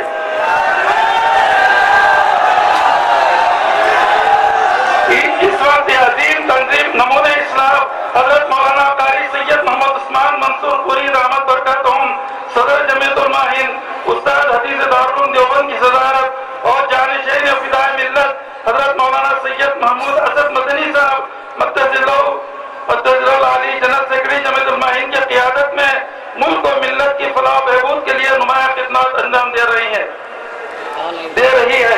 सामाईन किराम, रियासत हैदराबाद में जमीयत उलमा का क़याम 1949 में अमल में आया। जमीयत उलमा आंध्र प्रदेश उस वक्त से लेकर आज तक रियासत के मुसलमानों की सही रहनुमाई का फरीज़ा बखूबी अंजाम देती आ रही है। पुलिस सेक्शन के बाद रियासत हैदराबाद के मुसलमानों में मसाइब आलाम के जो पहाड़ टूटे हैं, इसकी दर्दनाक दास्तां आज भी रूह और दिल को दबा देती है। इस मौके पर जमीयत उलमा हिंद वो वाहिद तंजीम थी जिसने शकीस्ता दिलों को यकीन और तमाद के रूह से भर दिया और वह की नाजुक सूरत हाल में फरार और इंतशार होने से बचा लिया। जमीयत उलमा के प्लेटफॉर्म से गयूर नौजवान ने जो मिसाल कारनामे अंजाम दिए, तारीख से कभी फरामोश नहीं कर सकती। शहर व अजला में मुसलमानों की जायदाद जो नाजायज कब्जा हो चुके थे, इसको खत्म कराने के लिए जमीयत उलमा के कायदीन ने नुमाइंदगी की, जिसके वजह से लूटा हुआ सामान तहसील में जमा करने की हिदायत दी गई। सैकड़ों मुसलमानों की जायदादें वापिस हुई, सामान दस्तयाब हुआ और हजारों मुसलमानों की मुलाजिमतें बहाल हुई। इस तारीफ या अकीदत से वाकियत के बाद यकीनन आपको मसरत महसूस करेंगे। रियासत आंध्र प्रदेश को ये एजाज हासिल है कि यहाँ जमीयत उलमा हिंद के 3 अजीमुशान इजलास आम मुनक़िद हुए। पहला इजलास आम काकीनाडा बतारीख 31 दिसंबर 1923 में मुल्क की आज़ादी से पहले मुनक़िद हुआ, जिसकी सदारत हज़रत शेखुल इस्लाम मौलाना सैयद हुसैन अहमद मदनी अलैहिर्रहमान ने मदनी नव्वरल्लाहु मरक़दहू ने की। जिसका सबसे अहम एजेंडा अंग्रेजों को मुल्क से निकाल फेंकना था और मुल्क को अंग्रेजों के पंजे से छुटकारा दिलाना था। दूसरा इजलास आम आज से तकरीबन 61 साल पहले नुमाइश ग्राउंड हैदराबाद में 1951 में बसदारत शेखुल इस्लाम मौलाना सैयद हुसैन अहमद मदनी नव्वरल्लाहु मरक़दहू की सदारत में मुनक़िद हुआ, जिसका अहम मकसद पूरे सेक्शन में मजलूम व मजबूर मुसलमानों के उखड़े हुए कदम को जमाना था और पूरे अज़्म और हौसले के साथ जीने का सलीका बताना था। इस इजलास आम के मौके पर अपने वकी और आलिमाना सदारत में हज़रत शेखुल इस्लाम ने यानी नुमाइश ग्राउंड पे 1951 में हज़रत शेखुल इस्लाम अलैहिर्रहमान ने जो फरमाया था उसका चंद सदरें मैं आप हज़रात के सामने पेश कर रहा हूँ। हज़रत शेखुल इस्लाम ने इरशाद फरमाया था, जमीयत उलमा हिंद की हमेशा एक कोशिश रही है मुसलमान अपने मजहबी और मिली नज़्म व ज़ब्त और अपनी मजहबी शआर, मजहबी उलूम, इस्लामी तहजीब, मिली आसार और रिवायत के साथ मुल्क का हम असर और एक मजबूत बाजू बनकर है और नामूज़ वतन के बहादुर मुहाफिज और तरक्की में मुल्क के जाबाज इल्म बिरादर साबित हों। ऐसे ही तीसरा इजलास 8 और 9 नवंबर 2008 को इसी निजाम कॉलेज गिरोन में हुआ था, यानी आज से 3 साल पहले 2009 में निजाम कॉलेज गिरोन में मुनक़िद हुआ था, जिसकी सदारत नमूने इस्लाम हजरत मौलाना कारी मोहम्मद उस्मान साहब मंसूर पूरी रहमत बरकातहुम सदर जमीयत उलमा हिंद उस्ताद अजीज दारुल उलूम देवबंद ने फरमाई थी, जिसका मकसद इस्लाम और मुसलमानों पे लगाए जाने वाले दहशतगर्दी के इल्जामात का दिफा था, जिसमें मुल्क से 6000 से ज्यादा उलमा शरीक हुए और देवबंद से शेखुल हिंद एक्सप्रेस ट्रेन का कारवाने अमन यहाँ आया। इस इजलास में दहशतगर्दी के खिलाफ 6000 उलमा ने दस्तखत किए और इजलास आम में शरीक तमाम शुरका ने इस फतवे की तायीद की, जिसका असर यह हुआ दहशतगर्दी का रुख दूसरी तरफ तब्दील हुआ, जिसको इलेक्ट्रॉनिक मीडिया और प्रिंट मीडिया ने न सिर्फ हमारे मुल्क बल्कि पूरी दुनिया में वाज़ेह तौर पर पेश किया। रियासती जमीयत उलमा का ज़ेर इंतज़ाम 31 मार्च 2001 में नुमाइश ग्राउंड हैदराबाद में रियासती जलसा मुनक़िद हुआ, जिसकी सदारत फिदाए मिल्लत हजरत मौलाना सैयद असद मदनी नव्वरल्लाहु मरक़दहू ने फरमाई, जिसका मकसद ये था कि मुसलमानों के जिन हुकूक की पामाली हो रही है हुकूमती सतह पर उसकी दिलाया जाए। गुजरात के मुनज़्ज़म खूनी ड्रामा मोदी हुकूमत की सरपरस्ती में मुसलमानों के कत्लेआम के बाद हिंदू और मुसलमानों में मेल और इत्तेहाद पैदा करने के लिए शहर हैदराबाद के अलावा अजला में भी कौमी यकजहती के जलसे मुनक़िद किए गए। इस जलसे में इस पहले जलसा 4 अप्रैल 2002 को हाकी ग्राउंड ईदगाह बिलाली में एसी घाट हैदराबाद में कौमी यकजहती के उनबाब एक अज़ीमुश्शान जलसा मुनक़िद हुआ, जिसकी सदारत फिदाए मिल्लत हज़रत मौलाना सैयद असद मदनी नव्वरल्लाहु मरक़दहू ने फरमाई। इस अज़ीमुश्शान जलसे में अकाबिरीन और उलमा के अलावा जगत गुरु शंकराचार्य, डॉक्टर जोसेफ डिसोजा, उदित राज, गन्ना बिरन, पंडित एनटी शर्मा, बहुत से दलित कायदों ने शिरकत की। इसी तरह दूसरा कौमी इजलास आम इसी निजाम कॉलेज ग्राउंड में 8 जनवरी 2002 को बसदारत हजरत मौलाना सैयद असद मदनी नव्वरल्लाहु मरक़दहू मुनक़िद हुआ, जिसमें मरकजी और रियासती उलमा के अलावा दलित और दीगर सियासी और गैर सियासी कायदीन ने शिरकत की। दलितों और मुसलमानों की एक मुश्तरका रैली कृष्णा वाटिका के साथ निकाली गई, जो इंदिरा पार्क से शुरू होकर निजाम कॉलेज ग्राउंड पर एक फिरकावाना अहम जलसे में तब्दील हो गया। इसके अलावा मुख्तलिफ अजला में बेशुमार कौमी यकजहती इजलास आम निर्मल, आदिलाबाद, खम्मम, वरंगल, विजयवाड़ा, कन्नूर, गुंटूर, निजामाबाद,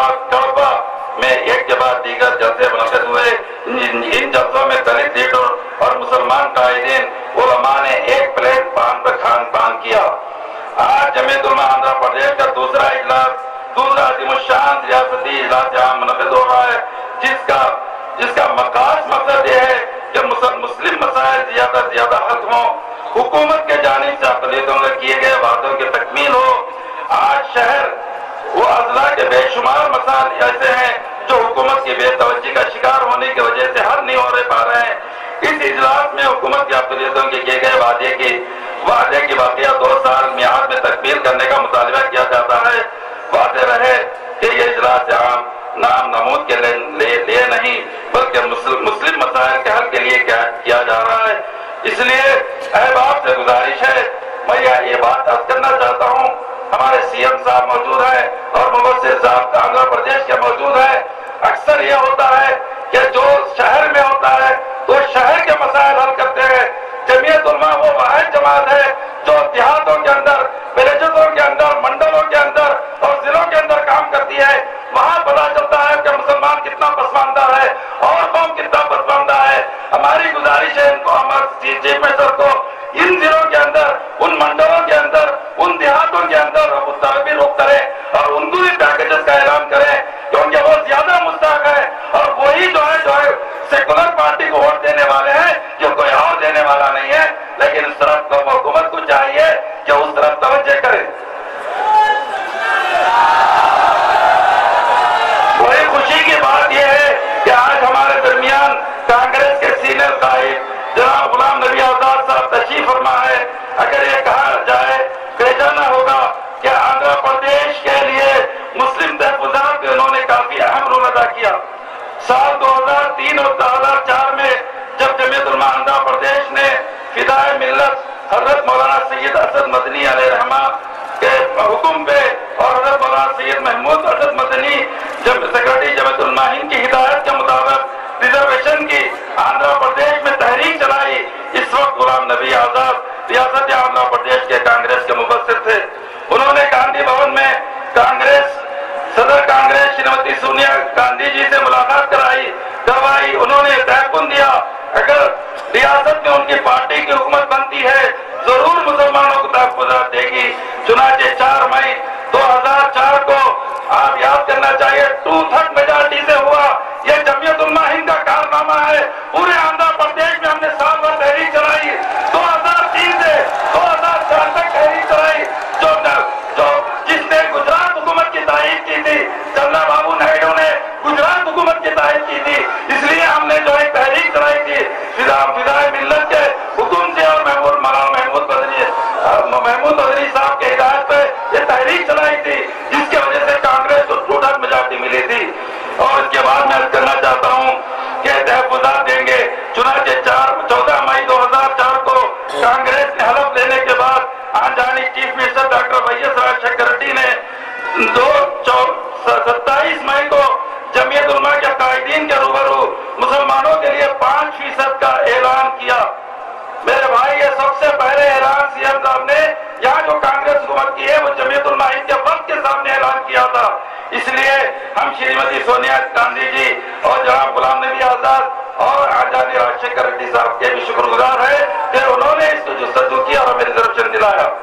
आज एक बात अर्ज करना चाहता हूँ कि 5% रिजर्वेशन हमें मिला, उसके बाद कोर्ट की वजह से 4% कर दिया गया। लेकिन ये 5 सालों के अंदर तकरीबन 1200 डॉक्टर को जहाँ दाखिला मिला।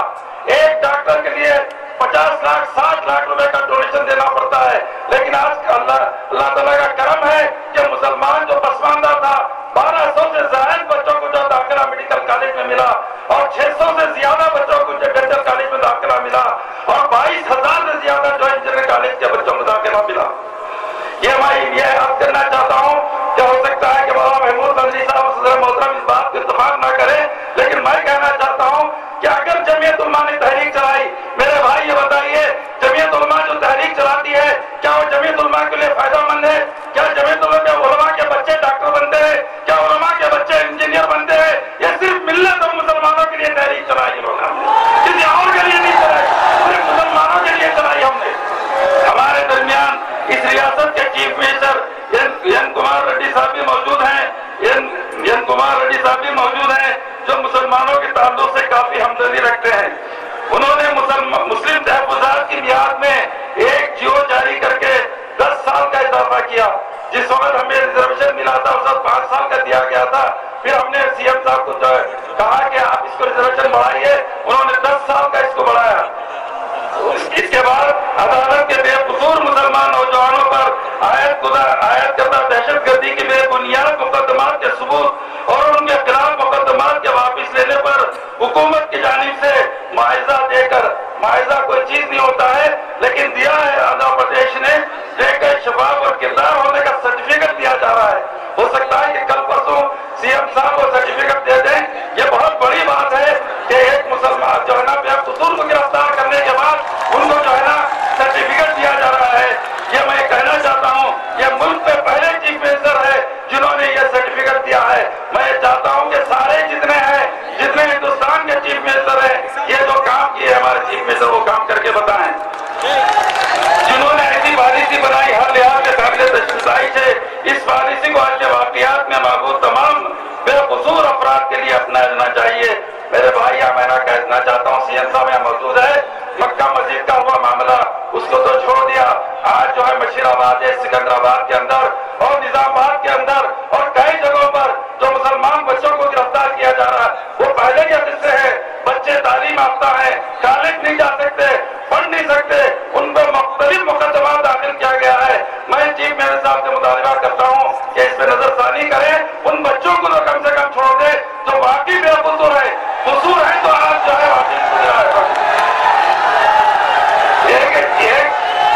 एक और एक स्कीम इन्होंने चालू की कि 1 रुपया किलो चावल जैसी नई और मुनफरिद स्कीम भी शुरू की। खवातीन के लिए बेसूदी दर्ज की स्कीम राज की गई। तो है कि इस स्कीम को पसमानदा तबकात के मर्द अफराद भी इस्तेफादा हासिल करें। आपने खवातीन को बिला सूदी बिला सूदी जो है ना मुआवजा दे रहे हैं और वो भी 5 लाख तक एक ग्रुप बनाकर जो है ना उनको खड़े करने के लिए। इसी तरह पसमानदा मर्द भी है, वो जो है ना और भी जो लोग हैं उनके लिए भी स्कीम लाए ताकि जो लोग पढ़ नहीं सके, जो गरीब लोग हैं, जो देहातों में रहते हैं, जो मंडलों में रहते हैं मर्द हज़रात, उनके लिए भी स्कीम लाए। हमें उम्मीद है कि रियासत के मुसलमानों की बेहतरी और तरक्की के लिए ऐसे मजीद का इस्तेमाल करेंगे। तमाम शोबों में मुसलमानों के साथ इंसाफ, मसावाना सलूक और अक़लियत बहबूद के बजट में इजाफा, मुस्लिम नौजवानों की बेरोजगारी के खात्मा, उर्दू जबान की तरजीह और तरक्की और बहैसियत दूसरी सरकारी जबान। आपने 16-14 जबानों को जो है, जिलों को जो है दूसरी सरकारी जबान बनाया। बहुत अच्छी बात है, आपने दूसरी सरकारी जबान बनाया। हम आपसे एक बात अर्ज करना चाहते हैं कि आपने तो दूसरी जबान बना दिया, लेकिन हर डिपार्टमेंट के अंदर उर्दू दान को रखिए, आप उर्दू कंप्यूटर को रखिए तो लोग उर्दू में दरखास्तें देंगे। खाली आपने ऐलान कर दिया, ऐलान से कुछ होने वाला नहीं है। जब तक आप उनको रोजगार, उर्दू से रोजगार को नहीं जोड़ेंगे, उर्दू को रोजगार से नहीं जोड़ेंगे, ये बनाने से कुछ फायदा होने वाला नहीं है। आखिर में मौलाना सैयद उस्मान मंसूर पुरी, सर जमीतुल्लाह हिंद, उस्ताद हजीर दारुल देवबंद, हजरत मौलाना Syed Mahmood Asad Madani, general secretary जमीतुल्लाह Hind MP, जनाब गुलाम नबी आजाद, वजीर सैयद खानदानी, हुकूमत हिंद, जनाब श्री एन कुमार रेड्डी साहब, चीफ मिनिस्टर आंध्र प्रदेश और तमाम मेहमान कराम, उलमाए कराम, दानिशवान मिल्लत, सियासी और गैर सियासी कायदीन का शुक्रगुजार हूँ जिन्होंने अपने बेशुमार मसरूफियात के बावजूद इजलास में शिरकत फरमाई। अजला के जमीयती जिम्मेदार व अहबाब व कारकुन का बेहद ममनून मशकूर हूँ। भाई ये तमाम अजलाओं की कोशिशें हैं जो आज नजर आ रहा है।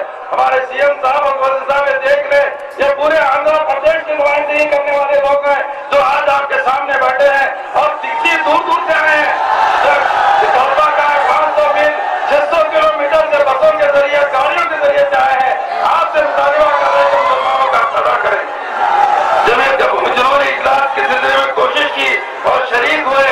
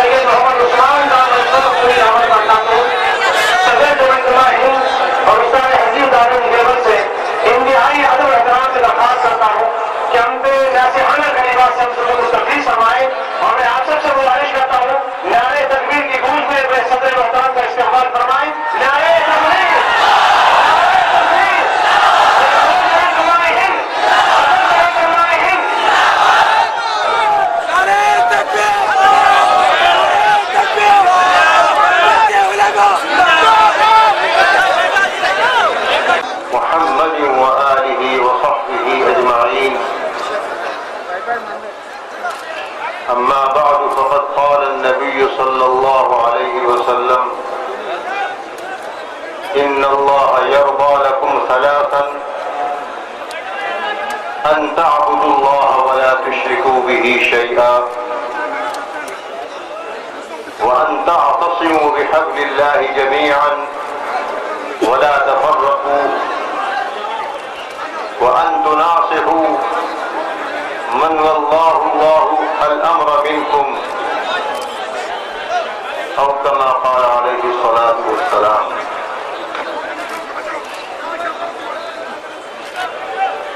صدر محترم، ہماری ریاست آندھرا پردیش کے وزیر اعلیٰ اور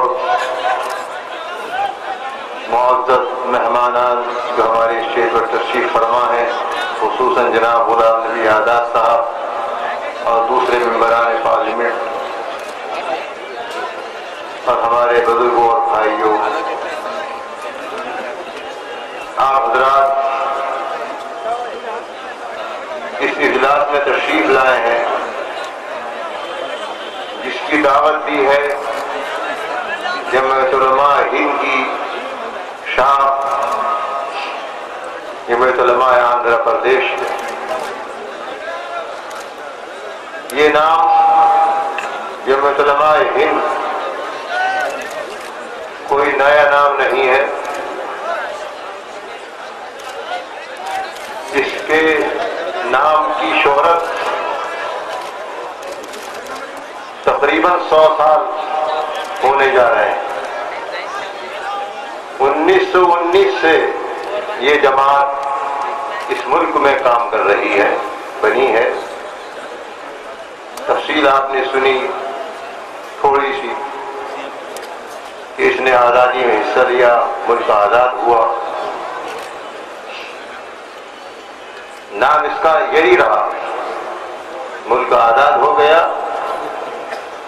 اور پھر اس نے الیکشنی سیاست سے اپنے کو الگ کر لیا. اس سے پہلے یہ جمعیت علماء ہند الیکشنی سیاست میں حصہ لے لی، لیکن آزادی کے بعد الیکشنی سیاست سے یہ الگ ہوئی. لیکن اسی نام کے ساتھ جمعیت علماء ہند نام تو اس کا یہ ہے، ہندوستان کے علماء کی جماعت. لیکن اس کا مطلب یہ نہیں ہے کہ صرف علماء ہی اس کے ممبر ہیں. اس کے ممبر علماء کے علاوہ کوئی بھی فرد مسلمان، بلکہ چاہے مرد ہو چاہے عورت، وہ اس کا ممبر ہوتا ہے. اور اس کا ایک دستور ہے، ہر 2 سال پر ممبر سازی ہوتی ہے تمام صوبوں میں جہاں اس کا نظام قائم ہے، اور پھر نچلی سطح سے اس کی یونٹی بنتی ہے، مقامی، ضلعی، ریاستی، پھر مرکزی. مکمل یہ عمل ہوتا ہے جمہوری، جو اسی وقت سے 90 سال سے زیادہ ہو گئے اس دستور کے مطابق عمل کرتی چلی آ رہی ہے اور اپنی سنہری تاریخ رکھتی ہے.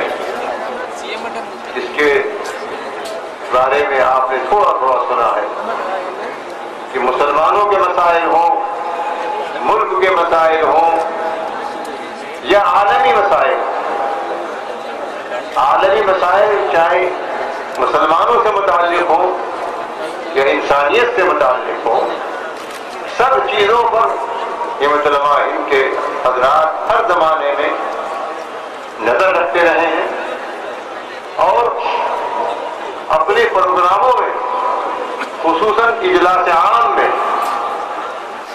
جس طرح ملک کی نمایاں مسلم شخصیات، ذمہ دار حضرات تشریف لاتے ہیں، ان کو دعوت دی جاتی ہے، اسی طریقے پر جو ہمارے ملک کے حکمراں ہیں، ریاستی یا مرکزی، جن کی ذمہ داریاں ہیں، ان کو بھی ہم بلاتے ہیں ان سے چاہے ہمارا اختلاف بھی ہوتا ہے، ہماری تجویزیں بعض ایسی آتی ہیں کہ ان کی رائے سے اختلاف رکھتی ہیں، لیکن ہم ان کو سناتے ہیں، اپنی بات ان کو سنانی ہے، اس پر وہ غور کریں اور ہماری ان گزارشات کو سنجیدگی سے لیں۔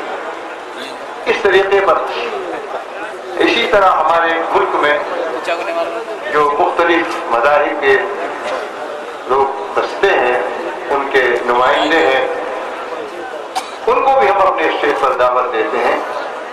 آپ نے دیکھا دہشت گردی کے موقع پر دہشت گردی کا الزام لگ رہا تھا، تو وہ طبقہ جو ہمارے ان برادران وطن پر اثر انداز ہو سکتا ہے، ان کے نمائندے ہمارے سوامی نجیش صاحب، شری شری روی شنکر صاحب اور دوسرے حضرات تشریف لائے یہاں بھی اور دہلی کے اجلاس میں۔ مقصد اس کا یہی ہے کہ جمعیت علماء ہند نے جس طریقے پر ملک کو آزاد کرانے میں سب کو ساتھ لے کر جدوجہد کی، اس کے نتیجے میں ملک آزاد ہوا، تو اس آزادی کو باقی رکھنے کے لیے اور اس آزادی کا جو مطلب ہے کہ ہر شخص اپنی جگہ پر آزادی محسوس کرے، کوئی اپنے کو اونچا نیچا محسوس نہ کرے، ہر شخص یہ سمجھے کہ میرا حق بالکل وہی جو دوسرے کا ہے بلا کسی امتیاز کے، یہ جدوجہد اور کوشش کرتی رہتی ہے۔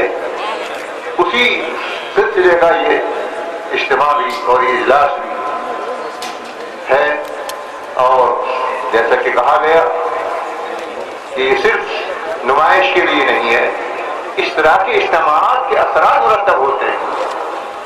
آج کل میڈیا ہے، پرنٹ میڈیا ہے، الیکٹرانک میڈیا ہے، سب لوگ پڑھ لیتے ہیں، دیکھ لیتے ہیں، لیکن کسی بات کو مضبوطی کے ساتھ مؤثر انداز میں پیش کرنے کے لیے ذمہ داران کے سامنے اس طرح کے اجتماعات بلائے جاتے ہیں۔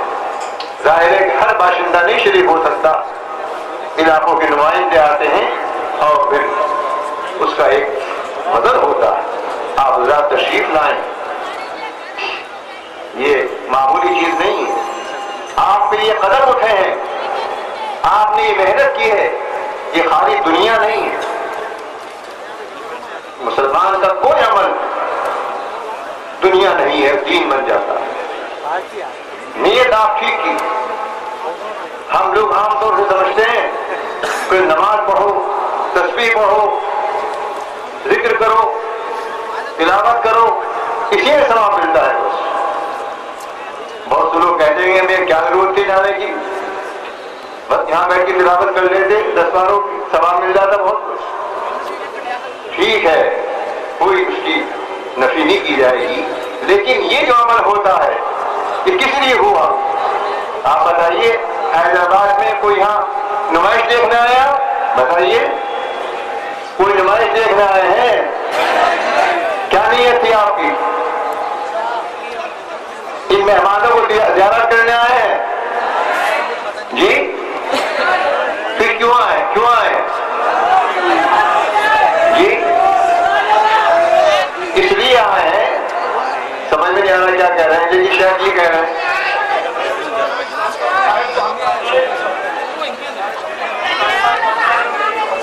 ہاں، ہم اس لیے آئے ہیں، اس لیے آئے ہیں کہ جناب رسول اللہ صلی اللہ علیہ وسلم کے احکام کی تعمیر کرنی ہے۔ اللہ تعالیٰ ایک حکم کی تعمیل کا بھی موقع دے دے، توفیق دے دے، تو اسی میں بیڑا پار ہو جائے گا جی۔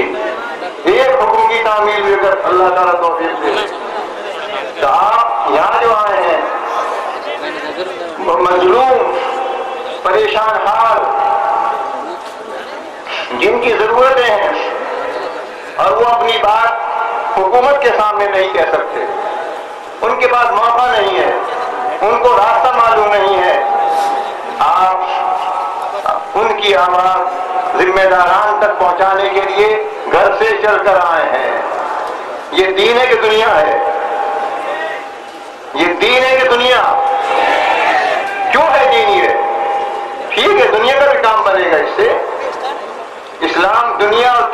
میں کوئی لڑائی نہیں بتاتا. دین کے ساتھ دنیا ہوتی ہے اور دنیا کے ساتھ دین ہوتا ہے. کوئی شخص ایسا نہیں ہے کہ صرف دین پر چلے اور دنیا سے کوئی مطلب نہ ہو اس کو.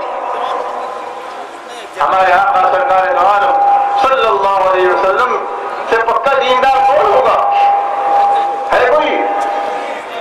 لیکن آپ نے تجارت بھی کی، آپ نے شادی بھی کی، آپ لوگوں کے ہاں ملاقات کے لیے بھی گئے، دکھ درد کو بھی پوچھا. جیسے گھر میں رہتے تھے ہر وقت اللہ اللہ کرتے تھے ہر وقت. سیرت پڑھیے، آپ تو جانتے ہی ہیں. نہ صرف ایک آپ کا عمل، آپ نے ترغیب دی ہے اس طرح کے اعمال پر دنیا میں کوئی فائدہ مرتب ہو نہ ہو، لیکن مسلمان جو عمل کرتا ہے اور حکم نبوی صلی اللہ علیہ وسلم کو سامنے رکھ کر عمل کرتا ہے تو وہ آخرت کو سامنے رکھتا ہے. جناب رسول اللہ صلی اللہ علیہ وسلم نے ایک موقع پر ارشاد فرمایا، من ابلغ ذا سلطان حاجت من لا يستطيع ابلاغه، جس شخص نے کسی ضرورت مند کی ضرورت پہنچا دی ایسے شخص کے پاس جس کے ہاتھ میں طاقت ہے، جس کے ہاتھ میں پاور ہے، بس پہنچا دی اس نے. کام ہوگا نہیں ہوگا الگ. کلیکٹر کے پاس، ڈی ایم کے پاس، سی ایم کے پاس اور کئی پرائم منسٹر کے پاس اگر ایسا کر دیا، اس کا کام تھا، اس کی ضرورت تھی، جیسا آپ نے تجویزیں پاس کی ہیں یہ سب کامینوں ہیں، آپ نے پہنچا دی اور انشاءاللہ باقاعدہ تحریر شکل میں ان کے دفاتر میں بھی جائیں گے تو کیا ہوگا؟ اس کا فائدہ کیا ہوگا اس عمل کا؟ یہ سب تجویزیں سب کی طرف سے ہیں، آپ سب کی طرف سے ہیں. فائدہ بتایا گیا کہ قیامت کے دن اللہ تعالیٰ ایسے لوگوں کے پیروں کو پل صراط پر جمائے گا. ثبت اللہ قدمہ علی الصراط یوم تزل الاقدام. ہمارا عقیدہ ہے کہ دوزخ کی کمر پر، دوزخ کے اوپر ایک پل لگایا جائے گا جس کو پل صراط کہتے ہیں، جسر جہنم کہا جاتا ہے. وَإِن مِّنكُمْ إِلَّا وَارِدُهَا، ہر شخص کو اس پر سے گزرنا ہے. جو بال سے زیادہ باریک اور تلوار کی دھار سے زیادہ تیز، اس پر گزرنا ہے. کوئی ہوا کی رفتار سے گزرے گا، کوئی سائیکل کی رفتار سے گزرے گا، کوئی کار کی رفتار سے گزرے گا، کوئی کیسے گزرے گا اور کوئی نیچے گر جائے گا. تو اس عمل کا یہ فائدہ بتایا گیا ہے کہ پل صراط پر اگر خیریت سے گزرنا ہے، جنت میں پہنچنا ہے تو یہ کام کرو. اس نیت سے آپ آئے ہیں، یہ نیت آپ کے ذہن میں ہونی چاہیے. اگر پہلے نہیں تو ہو جانی چاہیے. یہ تعلیم دی ہے نبی کریم صلی اللہ علیہ وسلم کہ ضرورت مندوں کی ضرورت میں کام آؤ. ارشاد فرمایا خیر الناس من ينفع الناس، لوگوں میں سب سے بڑھیا آدمی وہ ہے کہ جو لوگوں کے نفع کا کام کرے. صرف اللہ اللہ کرتا رہے ٹھیک ہے، بہت اچھی بات ہے، لیکن لوگوں کے نفع کا کام کرو. گاؤں میں جاؤ، یہاں شہروں میں رہو، جہاں جہاں موقع ہو سکتا ہے. کچھ پریشان حالی ہے اس کو دیکھو، لوگوں سب کے ساتھ مل جل کر رہو، ایک دوسرے کے دکھ درد کو سمجھو. ارشاد فرمایا المسلم الذي يخالط الناس ويصبر على اذاهم افضل من المسلم الذي لا يخالط الناس ولا يصبر على اذاهم. جو مسلمان لوگوں کے ساتھ مل جل کر رہتا ہے اور مل جل کر رہنے میں کچھ نہ کچھ اونچ نیچ ہو جاتی ہے، کڑوی کسیری باتیں ہو جاتی ہیں، ان کو برداشت کرتا ہے، ایسا مسلمان بڑھیا مسلمان ہے اس مسلمان کے مقابلے میں جو بس کمرے میں پڑا رہتا ہے، کمرہ مسجد کمرہ مسجد. لا يخالط الناس ولا يصبر على اذاهم، کوئی میل جول نہیں. جب میل جول نہیں ہوگا تو کچھ برداشت کرنے کی ضرورت ہی نہیں پیش آئے گی، کوئی مسئلہ نہیں پیش آئے گا. اس طریقے پر جناب رسول اللہ صلی اللہ علیہ وسلم نے ہدایت اور تعلیم کی ہے. اس لیے ہمارے اکابر رحمہ اللہ تعالیٰ نے جمعیت علماء ہند کی خدمات کو اور جمعیت علماء کے نظام کو ایک دنیاوی نظام نہیں سمجھا ہے صرف، بلکہ اس کو دینی نظام سمجھا ہے۔ اور ہمارے بنا ملت نور اللہ مرقدہ نے تو اپنے زمانے میں جو ان کی جمعیت علماء ہند کی قیادت کا طویل ترین زمانہ ہے 40 سال کے قریب، اس میں خاص طریقے پر اس پر زور دیا ہے کہ کارکنان جمعیت علماء ہند کے جمعیت کے جو کام کریں تو اس کو دین سمجھ کر کریں۔ تعمیری پروگرام کے نام سے حضرت نے کتاب مرتب کرائی ہے، وہ ایسی کتاب ہے کہ ہر کارکن کو، چاہے ضلع کا ہو، چاہے صوبے کا ہو، چاہے مرکز کا ہو، اس کو گہرا مطالعہ کرنا چاہیے، اور اس کی روشنی کے اندر جس میں قرآن کریم، احادیث نبویہ اور بزرگوں کے حالات اور واقعات کی روشنی میں بتایا گیا ہے کہ اجتماعیات کے ساتھ کیسی زندگی گزارے، ہماری اقتصادیات کیسے ہونی چاہیے، ہمیں اپنے برادران وطن، اپنے ملک کے لوگوں کے ساتھ کیسے ہمارا رہن سہن ہونا چاہیے۔ قرآن کریم اور احادیث نبویہ علی صاحب الصلاۃ والسلام کی تعلیمات کی روشنی کے اندر یہ بات سمجھائیں گے۔ اقتصادیات کے مسئلے میں جس کو صرف دنیا داری کہا جاتا ہے، کمانا کھانا لوگ دنیا داری کہتے ہیں، لیکن حدیث پاک یہ بتاتی ہے کہ دنیا داری تو ہے، ٹھیک ہے، لیکن اس دنیا داری کا فائدہ کتنا ہے۔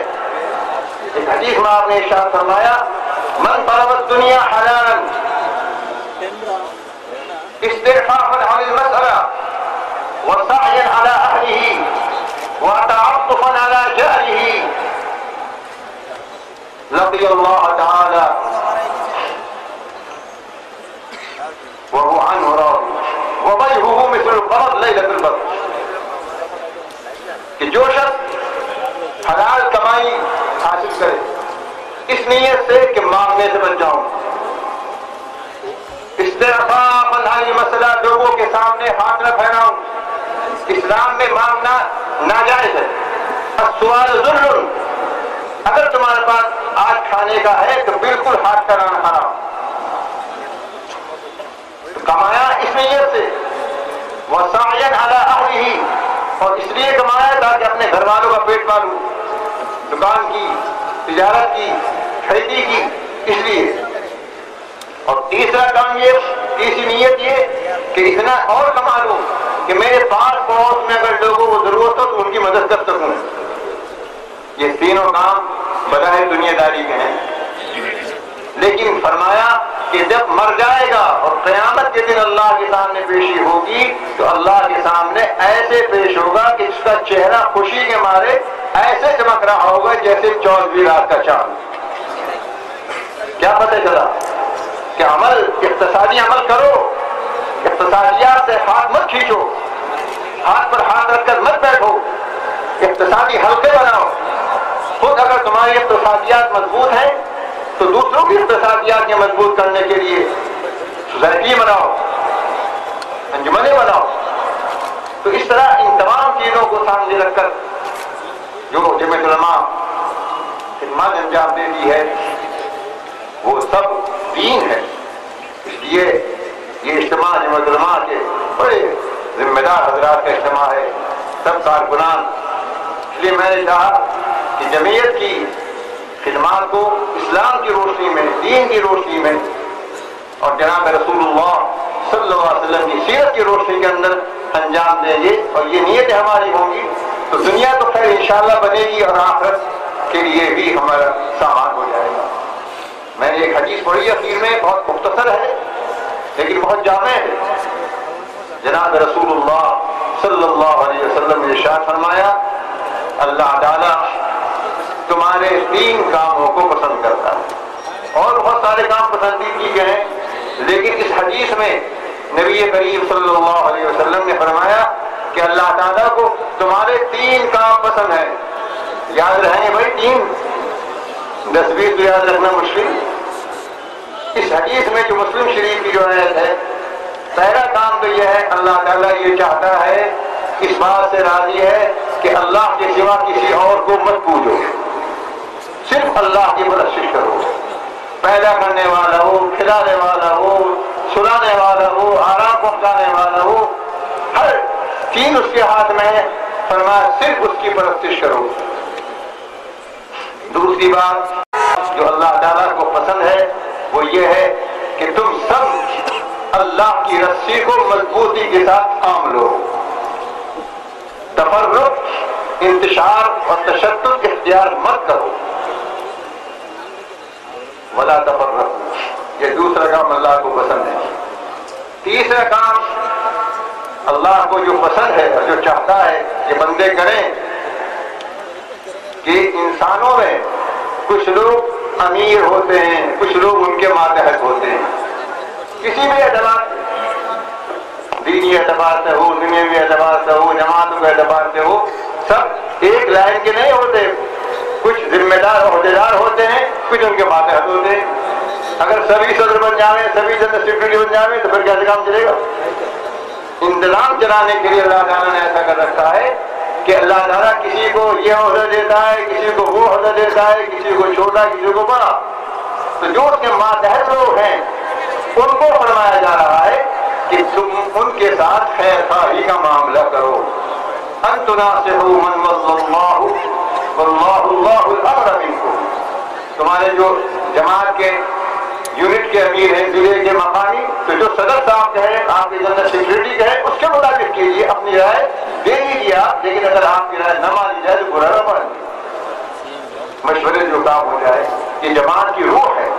اس لیے یہ تین باتیں جو نبی کریم صلی اللہ علیہ وسلم کی ہیں، ہر رکن کو، چاہے وہ ذمہ دار ہو اور چاہے عہدیدار ہو، اور یہ ویسے عام ممبر ہو، سب کو یہ بات یاد رکھنی چاہیے. پہلی بات تو ہمارے اسلام کے لیے شرط ہے، اگر ہم صرف خدا کی پرستش نہیں کریں گے تو ہمارا اسلام متحقق ہی نہیں ہوگا، پایا نہیں جائے گا. اور دوسری بات یہ ہے کہ مسلمان ہیں تو ہم سب مل کر قرآن کریم جو حبل اللہ، قرآن کریم حبل اللہ اللہ کی رسی ہے، اس رسی کو، قرآن کریم کو اپنا لائے عمل بنائے اور سب اجتماعی زندگی گزاریں، اور اجتماعی زندگی میں جو امیر ہوتا ہے اس کی بات مان کر چلیں. اللہ